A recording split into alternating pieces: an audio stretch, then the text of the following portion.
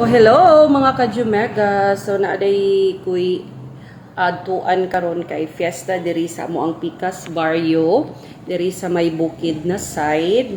So mag-fit check sa ta mga ka-Jumega bells no. So mo akong OOTD karon. So na animal print ang atong atapos karon. So mag-short lang ta. Then mag-ingani kay pwede makita ng ato ang bukton nga dagko na kaayo. So, kana lang, ubalik ko mga ka-Jumega bells ha.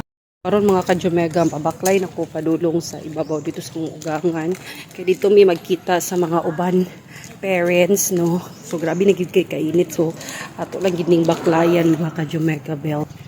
So, alas 9 pa lang pero ang kainit murag udtong tutok na jud siya. Ano. Tanawa o hapit na jud siya harvest, di ba? Tung gasigi ko og vlog diri gagmay pa kay ni siya. So, kuyogi ko niya mga tumigbukid.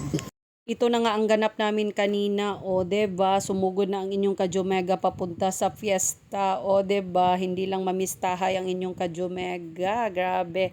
So anyway, ang ganda pala dito, no, kasi nga bukid siya at maraming puno, hindi masyadong mainit. So yan, nag-enjoy lang inyong ka-Jumega while riding the motorcycle. Oy, may ganon. So anyway, nandito na pala kami sa bahay. So classmate ito ng aking anak. So yan, nagkantahan na kami at nag-inuman. O deba, pagtapos ng lapang at napakanta nga ang inyong ka-Jumega bells. Huy! Sungiris yan ang inyong ka-Jumega. So ito na nga yung sample.